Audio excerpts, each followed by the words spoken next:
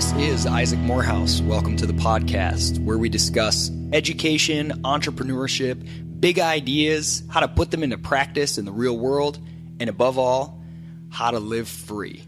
All right, today I am joined by Ryan X. Charles, and I'm really excited about this episode.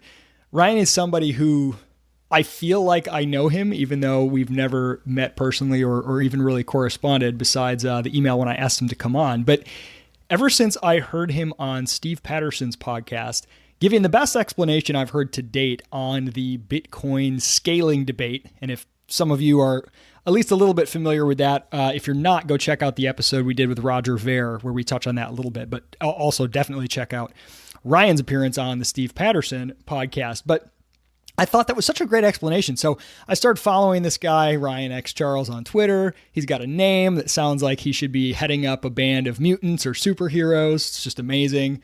And I found the YouTube channel where he's got some great videos.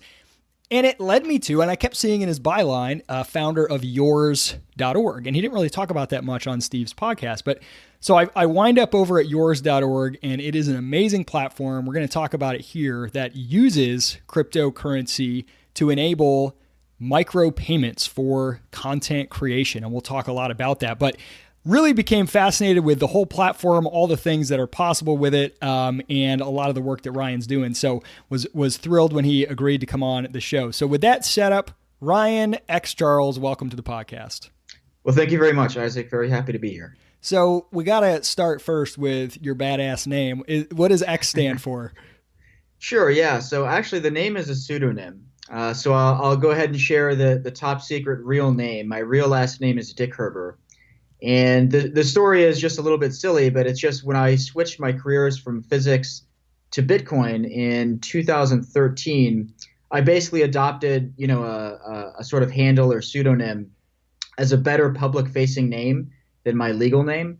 So the X doesn't actually stand for anything. That's even better. It is just an X. It's even better. I love it. And, that actually brings up a kind of a fun point of this whole world, emerging world of cryptocurrency, which I believe is and will continue to displace kind of Wall Street and traditional finance. And the differences are so extreme. You've got people who wear suits every day, very formal, credentialed, this whole sort of institutional financial world. And then you've got this cryptocurrency world where there's literally some of the most influential, now some of the wealthiest people on the planet. No one actually knows their real name. They're like, they have these crazy Twitter handles or they're on Reddit forums. And these are some of the most influential people in the emerging world of cryptocurrency, which is just absolutely fascinating. I love it. It's a wild, wild adventure. Yeah, for sure. I mean, that's, it's part of this whole world of, cryptography. It dates back to at least as far back as the cypherpunks in the 1990s. It's really amazing to see this stuff become real since Bitcoin was launched. What would you say if people are interested in kind of the history of the cypherpunks and the origin of this stuff in the 90s, kind of using technology to enhance freedom, to escape or help others escape from, oppression of various forms? What have you found to be the best resource? I read the book Digital Gold, which was a good intro to kind of the history of Bitcoin. And there's a Netflix documentary that's a good basic intro as well. Do you have anything that you would point people to if they want to get into kind of the history of that? Yeah, that's a great question. I don't have any specific books to recommend, but I would say probably the top thing that's worth knowing about is the history of PGP, because PGP is so relevant to what's now going on. So PGP was this tool for encrypting email that was launched. I forget exactly what the time frame was, but it was something like the early 1990s. And it was actually illegal to export this software outside of the United States because it was against some United States Department of Defense, something or other. And so there was this big legal battle that occurred to make it possible for software to just be distributed to do things like encrypting, information. So that really, that's a sort of a key moment in the history of the cypherpunk world that's worth studying. But I don't have any particular books. I'm sure there are some on that, though. Okay. Yeah. It's really, really a fascinating thing. And that's what initially got me excited about Bitcoin was just the ability to break free from incredibly destructive financial monopolies, government printing presses and all these things. And in the U.S., it's easy for people to kind of poo-poo that. But if you've seen, different eras in our own history, but if you've seen other countries suffering with, massive hyperinflation, et cetera, the more you dig into it and you understand that basically all wars are are financed through inflation, and having control of the money supply is such a key and really insidious thing. That's what initially got me excited. And of course, there's all these other things that have sort of spun out of this whole world of cryptocurrency. Some people are just in it for investment sake and all this other stuff. So take us back to when you first got into it. I know you mentioned you were pursuing a PhD, or you have a PhD. And at some point you got turned on to cryptocurrency and this whole sort of blockchain technology. When did that happen, and why did that happen? Yeah, so I discovered Bitcoin in early 2011. And as you said, I was getting a PhD in physics, which has nothing to do with Bitcoin. So what made me interested in it? Well, first of all, so I discovered Bitcoin when I saw an article on Hacker News. And I have been a very technical person my whole life, into computers, programming since a young age. And I just saw an article about it in early 2011, and I had ignored it up until that point, thinking that it was just some startup company that was competing with PayPal, and I just wasn't interested in that. And finally, I read an article about it that described it as this decentralized money, and I thought, wow, that sounds amazing.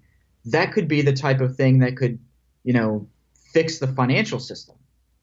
And the reason why I thought that maybe the financial system needed fixing was just because I lived through the 2008 financial crisis. And it struck me that a lot of the stuff that went on, such as, the government bailing out, the banks, it seemed corrupt. It seemed like something is broken here. Although I didn't really investigate it in detail and didn't know that much about the financial system, I just had this uneasy feeling that something is broken with the financial system, and maybe there's an opportunity for something new. So anyway, I discovered Bitcoin, and I just became obsessed with it because it was so fascinating. And, it seemed to have extraordinary potential. It seemed like it really could be the type of technology that could completely revolutionize not even just the way the financial system works, but the way that human collaboration works. And that's kind of a broad thing, but you can do a lot of other things besides just send money around. You can do advanced contracts with other people using Bitcoin and related technologies. So for a while, Bitcoin was just a hobby of mine. I was interested in it. I was on the forums and I bought and sold Bitcoin and stuff like that. And then in 2013, Bitcoin had grown enough by then that I ultimately decided to leave my career in physics and go full-time Bitcoin. And that was just because, it was basically big enough that you could have a job doing Bitcoin stuff by 2013. And it seemed like, this was my chance to be on the ground floor of this new emerging industry and really have, a good career for myself. And meanwhile, physics was kind of seeming like maybe a mistake, basically because, it's a long story, but, a career in academic physics is extremely competitive. And basically there are not enough jobs for all the people that want to do that. So I was looking for an alternative, and this seemed like a great alternative. So that's how I got interested in it. And there's more to the story, but maybe you have different questions to ask. Well, yeah. So did you have, when you say you decided to go work in Bitcoin full time, what does that mean? Did you have programming skills and you said, okay, I can go be a developer working for a company that's trying to, build something around the Bitcoin technology, or I'm going to go day trade. There was only Bitcoin, really, maybe Litecoin back then, so there wasn't all these altcoins. What do you mean by have a career in Bitcoin, and what was that first step once you left academia? Yeah, that's a great question. I didn't really know exactly what I was going to do. So, so what happened was in early 2013, the price of Bitcoin went up spectacularly. There were a bunch of companies that started getting venture capital funding in Bitcoin, companies like BitPay and Coinbase, and a handful of others I can't remember right now. But a few companies got funding, and it was like, wow, this is real. Like, this isn't just some toy. This is actually happening. And I went to the San Jose Bitcoin conference in early 2013, and I got back from that conference, and I was so motivated about Bitcoin that I went to my advisor and I said, his name is Jim. Hey, Jim, look, I have such and such work left to do on my PhD, but I'm extremely motivated about Bitcoin. And what I want to do is, divide my time between finishing my PhD and, doing Bitcoin stuff. And so I became part-time Bitcoin. He amazingly agreed to that and thought that was a fine idea. But basically what ended up happening was I never went back to academia. I basically just started doing Bitcoin stuff full time. And so I didn't know exactly what that meant or what I was going to do. And I just sort of considered all my options. I considered starting a business. But I did have programming experience.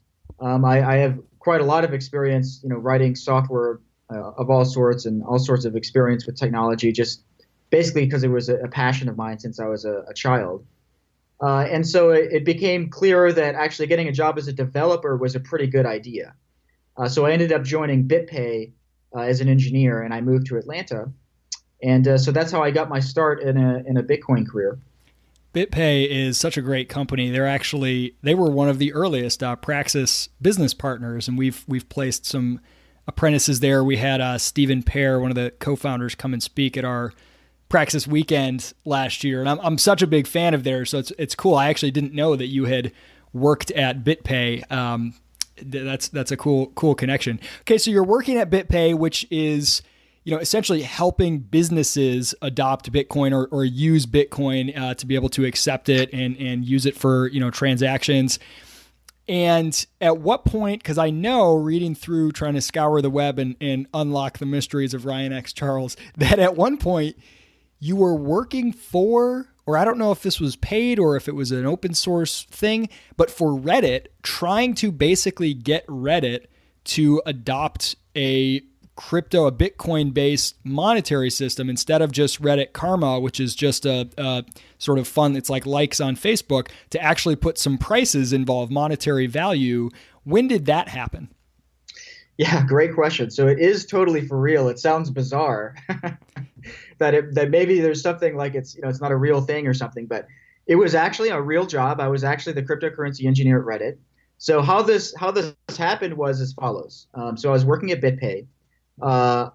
During my time at BitPay, they decided to move me to San Francisco. So BitPay is based in Atlanta, but they started a new office in San Francisco, and they moved me out there to basically be the lead developer of that office and help recruit new engineers that were located in the Bay Area to work at BitPay. So I ended up in San Francisco, and then what happens is when you go to San Francisco as an engineer, basically there's a very strong, recruiting environment. So people were constantly pinging me, trying to get me to quit BitPay and come join some other company. So you're trying to poach other companies, yes. Programmers at the same yes. time they're trying to poach you. It's Exactly. So, it's a good environment for engineers, but I also didn't really want to leave BitPay. I mean, I liked BitPay a lot. It was a great company to work at. However, one of the companies that tried to recruit me, so I was just contacted by a recruiter. I guess I won't say his name. It doesn't matter. But a recruiter contacted me from Reddit, and I thought, well, that's interesting. And the job description was cryptocurrency engineer, and what the cryptocurrency engineer is going to do. Now, Reddit had announced. So the CEO at the time name was Yishan. Yishan was the CEO. They probably had about 70 people at that time. They were headquartered in San Francisco, but they did have a number of remote employees. They were something like 2/3 remote, but like the 1/3 more like the executives were based in San Francisco. And so anyway, Yishan. So I met Yishan and had a great lunch with him, and I thought, okay, well, this is an opportunity for me to meet the CEO of Reddit. So what do I want to tell him? Like whether I ultimately take the job or not, what am I going to say to the CEO of Reddit? So I decided to pitch him on what you need to do is you need to decentralize Reddit. You need to take this centralized application and somehow make it decentralized so that it's fully trustless and permissionless the same way that Bitcoin is. So he really liked that idea, and this idea involved, using cryptocurrency for payments in the app, which we can come back to later because that's the business I'm working on now. But anyway, we clicked. It seemed like, this was going to happen. We're going to do something really cool involving cryptocurrency at Reddit. And so I decided, so I interviewed with other engineers and whatnot, and they gave me an offer, and I decided to leave BitPay and join Reddit. So now the story just gets really weird. And to be honest, I don't even remember all the details anymore, but I did do a podcast with Let's Talk Bitcoin where I sketched out the details of everything that happened. But basically, Reddit was going through a lot of drama at the time, and the CEO, Yishan, resigned after I was there for about a month and a half. So he resigned soon after I joined, and because he was the one driving this cryptocurrency project, it just kind of died. So I was working with one other person at Reddit whose name is Daniel on this project, and basically the new leadership that took over had their hands full with just sort of, recovering from the fact that the CEO just resigned and they're going through all this drama. And they didn't have time for a cryptocurrency project, which was just too weird. It seemed too expensive. So they, I was laid off is what ended up happening, and I had to go do other things. So, the project at Reddit was real for a brief period of time. I think it's a big missed opportunity. It would have been cool to keep doing it at Reddit. But at the same time, the people that took over were probably right to end the project, just because they genuinely did have their hands full with lots of other stuff at Reddit that was really higher priority than the cryptocurrency project. It would be very interesting if Reddit revisited that project now, though. But I don't know. I no longer have any inside information or any connections at Reddit, so I don't know what they're doing anymore. But yeah, so unfortunately that project didn't happen at Reddit, but it certainly had an influence on me and in what I would pursue later on. Yeah, so you definitely got that taste of here's a whole new vista opened up by Bitcoin that's not so much about replacing not so much the currency angle as, I mean, it's related, but micropayments and how that can alter the way that content is created and consumed online. And there's so many aspects to that. When did is that when the idea for yours was born, when you left Reddit and were like, I still want to do something like this? Would you just kind of like sit on that for a little while, or how and when did yours come about? Yeah. So after I left Reddit, I joined a company called BitGo as an engineer. So I worked there for a while, but this project was sort of in the back of my mind.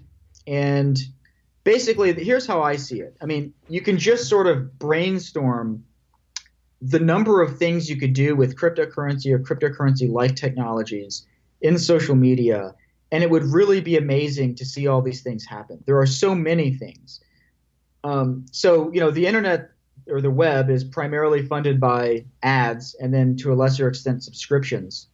So for instance, Google and Facebook, the biggest companies, are funded almost entirely by ads. Many of the other content creation platforms like newspapers and so on usually earn some money from ads and some money from subscriptions. But this idea of micropayments had been around since at least as far back as the 1990s, and no one had ever really given a genuine try at this. Now, this is kind of a subtle point, but we now actually have genuine peer-to-peer micropayments. It didn't used to exist.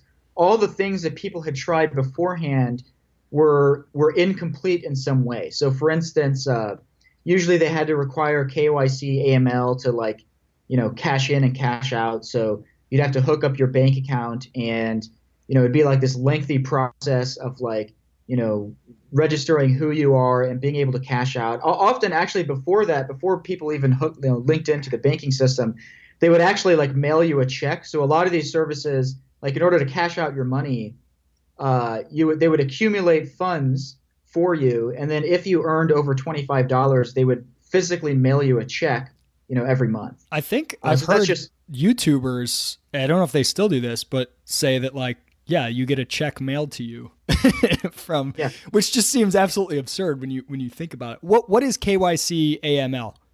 Okay, so KYC AML just means know your customer, anti-money laundering. So these are just a series of regulations around basically many businesses that involve money have to be worried about things like terrorism or various other crimes, including money laundering. So you have to comply with the regulations, and so those regulations are called KYC AML. And this Gotcha. is significant because the regulations are not trivial to comply with. You have to get lots of licenses. So, for instance, a lot of businesses have to get something called a money transmitter license, which is very expensive. It depends on the state. So you have to get it in all 50 states if you want to actually service all 50 states plus the rest of the world. And that's expensive to get. It's expensive in terms of money. It's expensive in terms of time. And you have to comply with it. And the compliance is hard. I mean, you have to, make sure that your business is compliant with what the regulation says. And that's just one example, but there are just the liability of handling all that money for customers, having access to bank accounts and everything is, a pretty huge obstacle to any kind of platform that relies on a network effect of thousands or millions of users to want to be, having them all transact constantly with these micropayments. Right. I mean, imagine any social media network, right? Like you sign up with Facebook, for instance. The amount of information you have to give them to sign up is pretty low. Now, of course, Facebook has a lot of info, so over time you end up giving Facebook a huge amount of info, but it's not like a barrier at sign up. So imagine at sign up you have to trust this company so much that you give them your bank account details. It's a huge barrier for like a social media app. Not to mention, so the other flip side of this is that you pretty much can't do micropayments with the traditional banking system. No one supports it. For instance, PayPal simply doesn't support micropayments. I mean, even if you sign up for a PayPal account, you can't just send 10 cents to somebody because the minimum fee on PayPal is 30 cents. So you pretty much can't do micropayments with the traditional banking system because basically the fees are too high. So that's one of the remarkable things you can do with Bitcoin, at least in the early days of Bitcoin. And that's, I don't know how much we'll touch on the block size drama, but in the early days of Bitcoin, it became possible to do micropayments. And that was actually one of the use cases. But the infrastructure in the early days, say from 2009 to 2013, 2014, was so immature that it was extremely hard to like make a business around Bitcoin. So what's happened in the meantime is basically two things. First of all, Bitcoin itself became too expensive for micropayments. I mean, you'd be crazy to use Bitcoin, in my opinion, for almost any use case right now. But there are alternatives based on Bitcoin, so particularly Bitcoin Cash, which allow micropayments. So you can actually send somebody 10 cents with Bitcoin Cash, and the fees are less than 1 cent. So the fees are something like 0.5 cents. So that means you're paying about let's see, that would be a 5% fee on a 10-cent payment, which is acceptable. And then if you send somebody $1, the fee is less than 1%. So you can send very, very small payments with Bitcoin Cash, and it's more than competitive. I mean, basically, there's almost no other way to do it. In order to make micropayments possible on Bitcoin, and this is a long story, but I'll just give a brief version of it. My co-founder and I spent a huge amount of time trying to make this work on Bitcoin by developing payment channel infrastructure. And you can reduce fees a little bit using payment channels, but really you need something like Bitcoin Cash, which is simply low fees on chain. So when Bitcoin Cash launched, it was a huge deal for us to be able to switch our infrastructure to using Bitcoin Cash. And then basically our payment system was just solved. And we now actually have, reliable, low-cost transactions so that we can start working on all these other things on our platform and making this stuff work for real. It's amazing. I remember when I read the book of Satoshi, which includes the original white paper for Bitcoin, and then all these kind of email correspondence and forum posts from the early years by Satoshi Nakamoto, whoever that person is, who created, or multiple people, not sure, Bitcoin. And one of the things mentioned in like one of the emails or something is, I could see, people who are really busy or really famous who get too many emails setting up something where you have to pay, and if you pay a certain amount, they will read and respond to your email. And I immediately was like, that's such a cool idea. And I started to think about, the ability to create, market incentives for opening emails, responding to emails. I know that there are people with web browsers out there that are trying to do this with basically you get paid to view advertisements, which apps and stuff will do this now, like watch this ad and you get like 10 free tokens to use inside the app or whatever. And you start to think about all the things that can happen if you have micropayments. And so that's part of what led me to yours as well, because I went poking around. I thought for my own, personal blog, I never have comments enabled because you usually don't get many, or else you get like crappy spammy ones. But I was like, what if I had if people could pay 2 cents to leave their 2 cents, just to filter out the pure crap, and just that tiny bit of skin in the game incentivizes people to and I was like, that'd be a really cool app. How could that be doable? And I went poking around, and this is when this block size, this scaling debate was not yet, I don't think Bitcoin Cash had forked yet. And I asked some guy, and he's like, oh, you could never do it because the fees are too high. And I'm like, well, what about a different coin? He's like, all other coins are crap. It was this Bitcoin maximalist type guy. And then later I went back to him when Bitcoin Cash forked off, and he was saying, so I don't know, he was ripping on him all these derogatory. But anyway, in this process of looking around, somebody has built the email app, by the way. It's called earn.com. I've set it up. I haven't done anything with it, but where you can basically charge people to open and respond to emails or try to contact busy people. But I found yours, and I was like, this is it. They're doing it.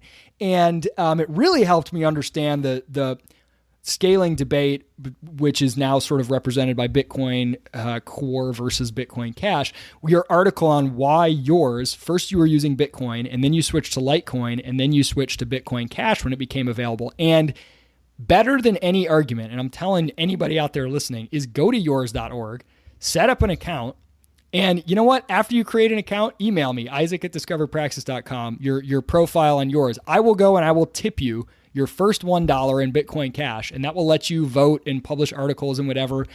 And just using it, just the feeling of clicking vote for 10 cents or publish for 10 cents, or you see somebody paid you 2 cents to comment on your article or whatever, it's like you get it. You get it. You don't need to read a white paper to understand how cool this is, and you start to see all the profound effects spin out of it. So anyway, there's my little soapbox.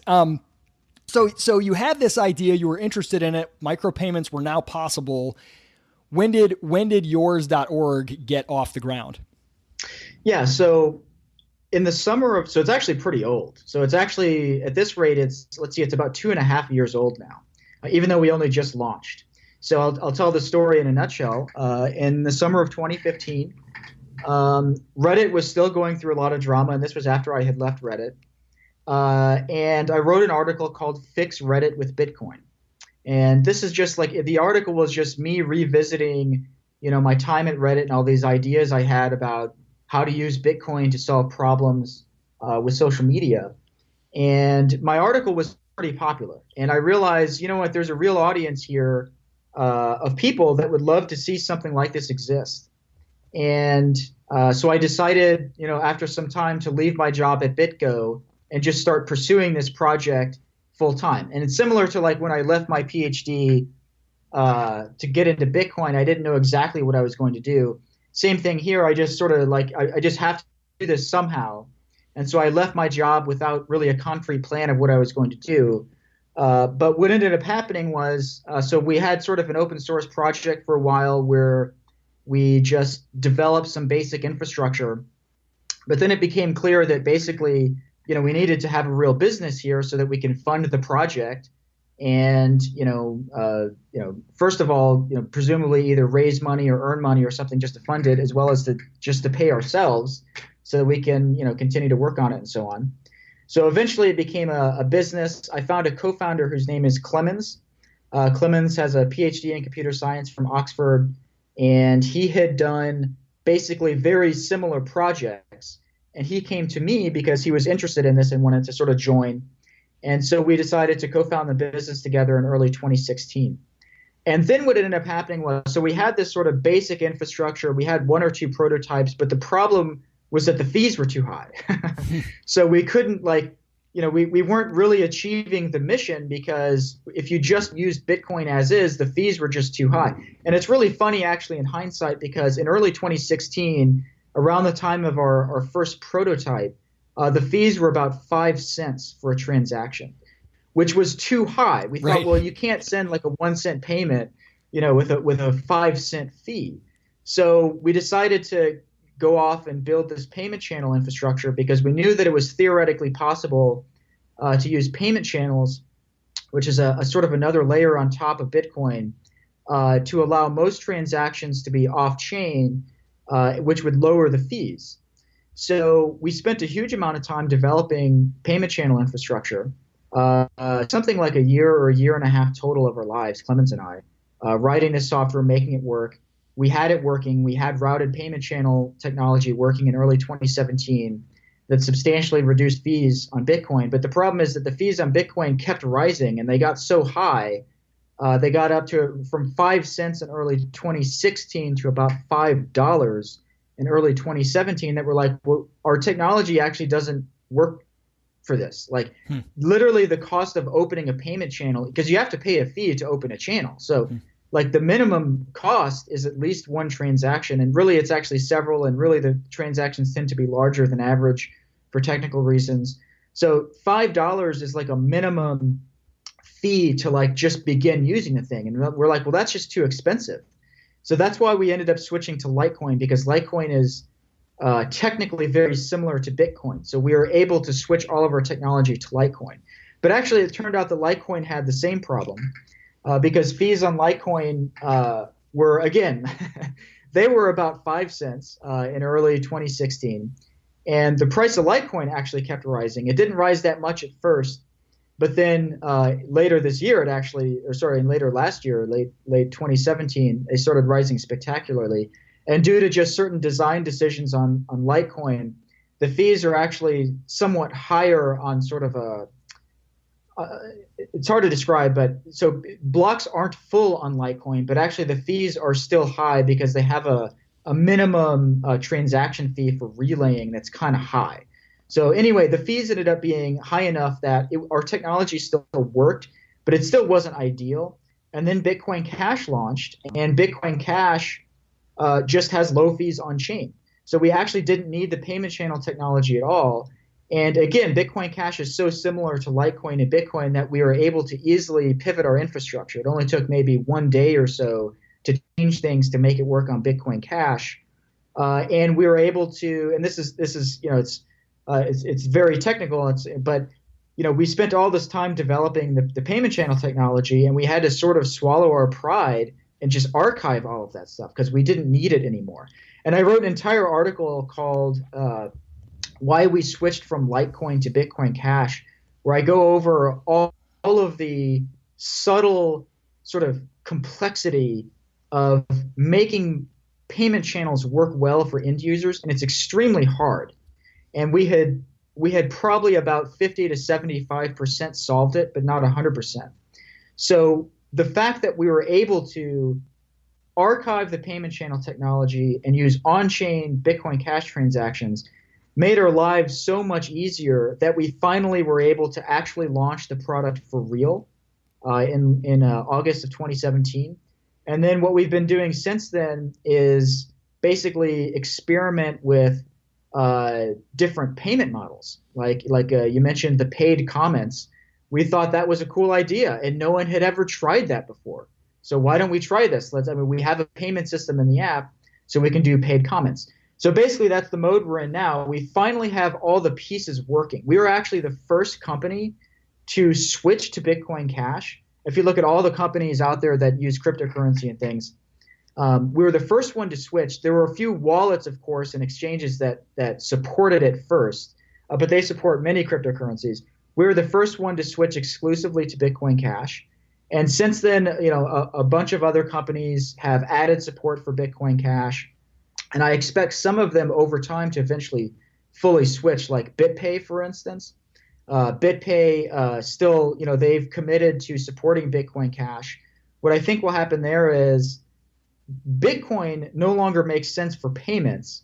So whenever you want to actually pay for something, if BitPay supports Bitcoin Cash, you're probably going to use that anytime you're using BitPay. So I think BitPay is an example of a company where their volume will probably switch over time from Bitcoin to Bitcoin Cash. So anyway, so that's how we got here. I mean, so the project goes back 2 years, more than 2 years, about 2.5 years.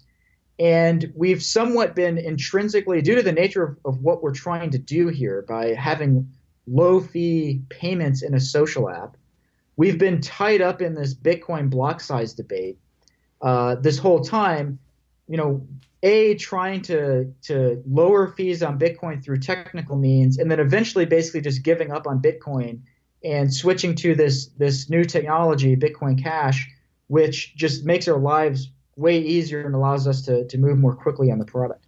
Well, what's kind of cool about that as almost a side effect, I think any good startup, the most likely way to succeed is to start with a really narrow, a niche market that you can dominate first. Facebook started only with Harvard and then only Ivies and then only colleges, and you can sort of expand from there once you get like massive dominance of one really tight market. And kind of a cool thing that it doesn't seem like was originally part of the plan, but because you needed to switch to Bitcoin Cash in order to make this micropayment powered social, platform possible, people who are fans of Bitcoin Cash, who are fans of the idea of making Bitcoin usable for transactions and micropayments and scaling it in this way by raising block size, that's a target niche. And whether you agree with them or not, it presents a really cool opportunity for yours to be like the place where those people who are big fans of Bitcoin Cash can go. And so you've got this little core of like Bitcoin Cash fans,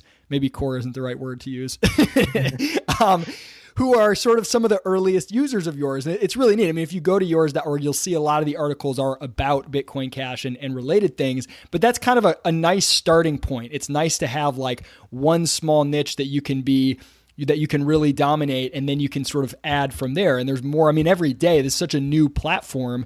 I check it pretty much every day. I try to post something most days just because I love using it. I think it's so fun. I support the idea of it so much. It's really cool to be there at such an early stage and to see like, oh, yesterday, the front page was only articles about crypto. Today, there's like a bunch of drawings in the art section. There's somebody posting about something completely different. And you just kind of see, you kind of see things evolve from and it happens so fast. It's really cool to be a part of a social platform in the early stages. So give a quick breakdown of yours.org. What are the various, where are the payments involved in the process? Because you can earn money, you can spend money. Where and when do those happen? And what's kind of the logic behind that? And how do you feel it's working so far? So it's kind of like somebody who's never heard of yours and they're like, what is it? Explain it to me. Give me the Sure. elevator pitch. Sure. So first of all, what it is yours is just a social network with a built-in payment system, and people can easily cash in, cash out instantly and for free, and you can send money to other people instantly and for free, for basically zero cost. Most of the time, we do charge some percentages and some amounts some of the time, but it's always possible to send money to somebody else completely for free, or almost for free anyway. Now, the basic idea was that, okay, if we could put payments in a social app, we could do things like as follows. First of all, can you ever think, has anyone ever pulled off a genuine paywall? And I have to tread lightly here as I explain this, but if you look at the way paywalls on the internet work, they're almost always, if not literally always, a subscription wall, where they're not asking you to just pay for the article. They're asking you to sign up for a $25 monthly subscription. Oh, it drives me nuts. Once in a while, someone shares a Wall Street Journal article or something that I'd really like to read. I don't want to subscribe to the Wall Street Journal. I hate the news, but every once in a while, there's an article I want to read, and I can't just pay for that one article. Exactly. And we couldn't find that anyone had ever actually tried this before. Or if you do find it, you find little experiments where people had used Bitcoin before. For instance, someone had tried this with the Chicago Sun-Times. They have tried this. They ran a one-day experiment. It was actually pretty successful, but for other reasons, they decided not to continue it. Bitcoin was pretty small at the time. No one had it, so they couldn't use it. But anyway, that's just an idea. There are other ideas too. So for instance, I have a fairly large profile on social media, and because of this block size, debate has become very sort of negative. I get trolled by people all the time on social media. And I thought, gosh, wouldn't it be cool if I could just charge money for people to make a comment to me? So that way, like the trolls, if they still want to troll me, they'd actually have to pay me money to write something on my feed. Yeah, that way you don't feed the trolls. The trolls literally feed you. They pay for you to, eat breakfast. Exactly. So that was another thing we implemented was paid comments. The author can set a price for comments, and you can set it to 0 if you want to. So that would be like the way that every other social media platform works. Or you can set it to 2 cents, or you can set it to 10 cents, or you can set it to several dollars. We've actually had our most successful user, Rivers and Mountains, has actually tried setting it to several dollars for some of his early articles, and that actually worked. People actually paid several dollars because they like him so much. They wanted to pay him several dollars to write a comment. So that's another idea. I'll give you one more, which is the way our voting model works is as follows. So, next to each piece of content, there's a button called vote, and vote costs 10 cents. And the 10 cents goes to each earlier voter. So when you click, suppose you're the first person to vote, then that money just goes to the creator. But if you're the third person to vote, then the first payment goes to the creator, the 10 cents are divided evenly so that the first 3.3 cents goes to the creator, the second 3.3 cents goes to the first voter, the second 3.3 cents goes to the third voter, and then I'm assuming you're the fourth voter.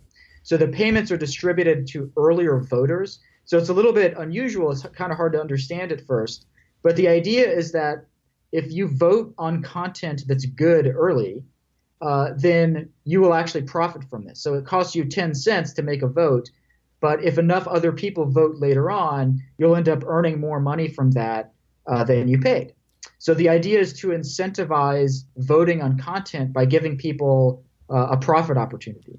Or it's almost like a curation reward. So like if you vote on good content that other people are likely to like, by voting, you're raising it higher up the chain on the homepage and letting more people see it. And if it's good, you basically get a reward for helping something become, viral or popular.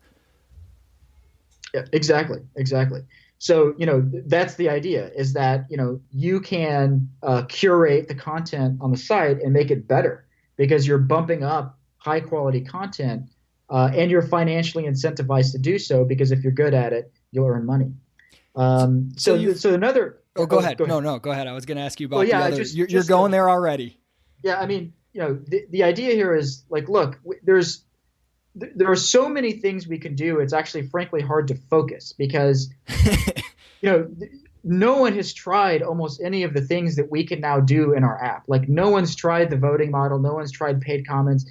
We have like a dozen other ideas that no one has ever tried in the app before. So what we're really trying to do here is we think that the big sort of potential, the big opportunity here is to not just get people paid for creating content, but look at how people use other social platforms.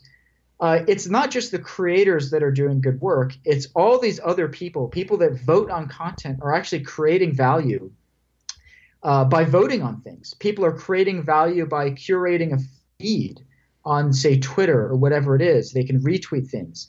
On Facebook, you can share things. These people are doing work, and they're doing valuable work. In some cases, it's very valuable. There should be a way for these people to be paid, and we can use payments to do that. You can just have the people who are making little payments to each other, and by being clever about who gets what, when, why, and so on, and how much they get, and who pays how much, and so on, we think we can solve all these problems, and we can get people paid for creating content, for discovering content, for moderating content, for editing content, for translating content. So that's the big picture here is, or to put it in sort of a different way, we're making a social media app with an economy. The users actually have real money, and they can pay each other for the work they're doing, just like you would in the real economy, except it's on a social media site. So that's a different way of phrasing the big picture here about how much potential there is. But there's a lot of work we have to do and a lot of bugs and so on, and we have to scale up. But that's the idea. It's fun too to be able to. You have a category, or I think you call it a community called Meta, where people will sort of post ideas or bug fixes or whatever on, hey, it would be cool if you could do this. And what's so fun at this early stage is I've seen stuff posted on there, and within a couple days, the thing that was recommended has been done. And that's pretty cool. It's cool to see things when they're in such a dynamic phase. And it's like everybody's sort of discovering how to best use this platform at the same time, including, it seems at least somewhat, you and your co-founder and your team there. So what's the logic of, I think I know, but I want to hear your answer, the logic of the 10 cents you have to pay in order to publish an article. So if you want to write something and publish it, it's similar sort of to as in terms of an editor to like Medium or something, but you have to pay 10 cents to click publish. And then you can charge for your article and you can charge for comments or not. And, you can get money from votes, but you have to initially pay to get it posted up there. What's the main reason for that? Yeah, so the main reason is very simple. When we first launched back in August, we did not have that. I think we had the voting model and we had the purchase model or the paywall, and that was it. What ended up happening was soon after we launched, we had a few people that would spam like high volume, low quality content. When I say spam, I mean they literally would like write a bot that would post hundreds of, blank pieces of content or just individual sentences and things like that, so that the whole app was just filled with, just obvious spam content. So we thought, okay, well, we could handle this in like the same way that other social media websites handle this, which would be, well, maybe you let people post once per day. Maybe there's some reputation system or something like that lets you post more. Or we could just charge 10 cents because unlike every other social media site, we actually have a payment system built in. So what if we just charge 10 cents? What's going to happen if we just charge 10 cents for people to post content to the app? So that's what we did. We just did it as an experiment to see, can we eliminate spam by making a small payment in order to post content? And the answer was yes. What immediately happened, of course, was the spammers went away because they didn't want to pay 10 cents to post something. But the people actually cared, posted stuff. And of course, if you have like all you have to do is earn more than 10 cents and you earn your money back. So if somebody votes on your content, they comment on it, they purchase it or whatever, you only have to earn a very small amount of money to be back in the black and to actually profit from your content. Well, and it's small, but there's something actually really powerful from a user standpoint.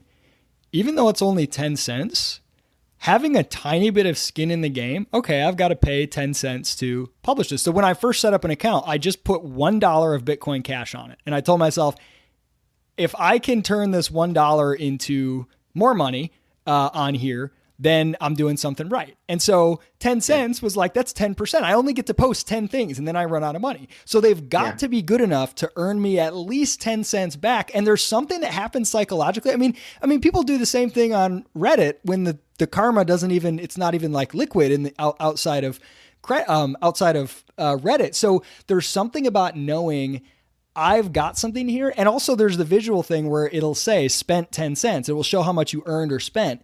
And like, you want it to show that you earned something. And so it incentivizes in a small way, it just incentivizes better content. And when you go to Facebook or Twitter or whatever, when everything's free, the content goes down. And this is what the core of what I love so much about yours. I'm so huge on markets and everything. And the more everything is rationed, whether we like it or not. Everybody's economics is real in every context, even when there aren't prices. But non-price rationing is a lot less efficient. And when you get, especially things like voting, things where people have their stated preferences, and their revealed preferences are often something different. So like everybody would vote, if they could vote what the grocery store should carry on their shelves, they would all say a bunch of stuff that they wouldn't actually buy, and it would be a terrible way to manage a grocery store inventory because it's free to claim your opinion. But when money's involved, when you actually have to pay, you behave a little bit differently. And so having to like reveal your preferences is so powerful. And one of the small ways that I noticed the big difference in this between something like Facebook, if you create something, a short article, a blog post, a comment, whatever, and it might get several hundred likes on Facebook, and that will trick you into thinking this is really valuable and I'm creating a ton of value for the world. Now, sometimes it might be, but sometimes those might be likes. There's no weight behind them. A like is free. So that might be 100 people who barely sort of kind of think, that's okay, I'll give it a like. Whereas you might have something that gets 2 likes and you get depressed about it, but one of those likes might be like, wow, you actually changed my life entirely. You inspired me. I can't thank you enough. But there's no way to distinguish the weight of those likes. And I noticed this on yours when I've posted stuff, and most of my stuff I just post for free, just kind of like post it up there, and people can comment or whatever, and they can also tip you just for whatever amount they want. You can tip. And some things that will get like 1 or 2 votes, so only a few people liked it enough to vote, but one person liked it enough to tip $10. And so it's like, I actually created $10 worth of value, but it was only for one person. Nobody else cared. And that's something so cool that you can't separate out on Facebook, right? It's like you either get a like or you don't. It's binary, and there's no way to measure the impact of that like. A bunch of cheap likes appear to make something more significant than 1 or 2 really, really, wow, I loved this so much. And that's that alone is such a cool, subtle thing when you get sort of skin in the game and you got the monetary price involved. It kind of really changes the way that content is done and lets us see more clearly where value is created. Yeah, absolutely. I mean, we think we can actually improve the quality of content on the internet, using this technique. I mean, all the, like you said, the likes on Facebook or whatever, you can't distinguish when somebody actually really got something out of it. So the fact that people have to make a payment for that to show up on our app, as you say, it's skin in the game and so on. We think that what's going to happen is the quality, like people will be able to see. You can see what earned money. You can see what does well and so on. We think what's going to happen is, people will learn how to create higher quality content that actually earns money. We think it makes those likes much more meaningful if it's actually a payment. Yeah. Fun little story I'll end on here. So my son, he's trying to earn money lately, and he's like, I don't want to mow lawns and whatever else.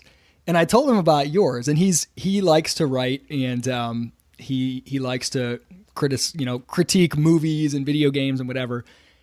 And he was so excited. He signed up, and now he's posting on there, and he'll earn 20 cents, 50 cents, a couple dollars sometimes.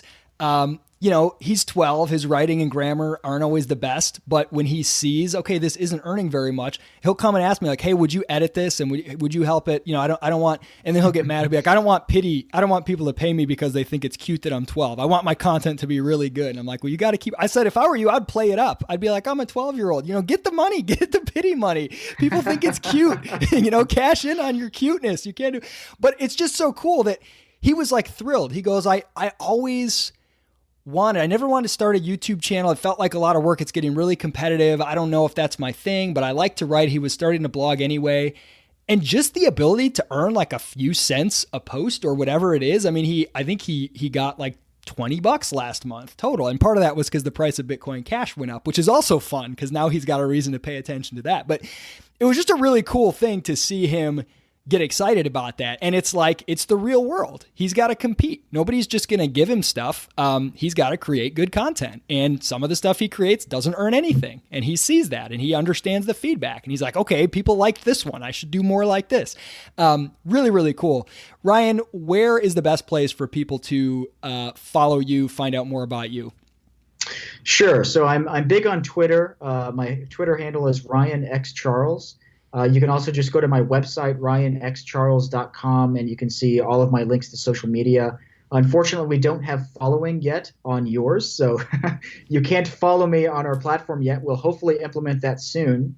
But yeah, I would say Twitter is probably the best place if you happen to be on Twitter. Great. And as I said before, I mean this. Ryan is not paying me to say this or anything. I just think it's such a fun project. I love it. Go to yours.org, set up an account, and email me at isaac@discoverpraxis.com, a link to your profile on yours. I'll tip you your first $1 and you can get started. Start posting, start voting, experiment with it, play around with it. I think there is so much potential here, Ryan. I'm absolutely thrilled to see where this thing goes. And I can't wait for the day when you improve the quality of content on the internet, because let me tell you, it's getting pretty spammy out there. For sure, for sure. Well, thanks for having me on, Isaac. This was fantastic. Absolutely, man.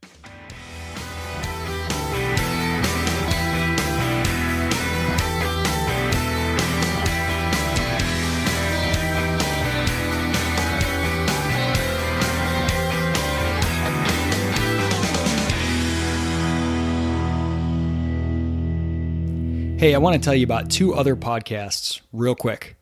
The first is called Forward Tilt. Check it out. 5 to 10 minute episodes about specific ideas to improve your personal and professional life. Basic thoughts, concepts, just a single one in each episode, boiled down real quick. If you like that 5 to 10 minute format, check it out wherever it is that you subscribe and listen to podcasts. It's called Forward Tilt. Pretty good if I do say so myself. The second one is called Office Hours. It's TK Coleman, frequent guest of this podcast, and myself, and we spend about 30 minutes every week answering specific questions from specific people. Could be you if you send us a question about success in the workplace, primarily professional success for people sort of early in their careers, but it actually covers a pretty broad range. Anything from how to ask for a raise, how to impress somebody, how to know what kind of work to do, what to do when someone won't respond to your emails, anything like that. It's full of wit and wisdom that is characteristic of conversations with TK. Check out Office Hours and Forward Tilt if you like the kind of stuff on this show. Thanks for listening.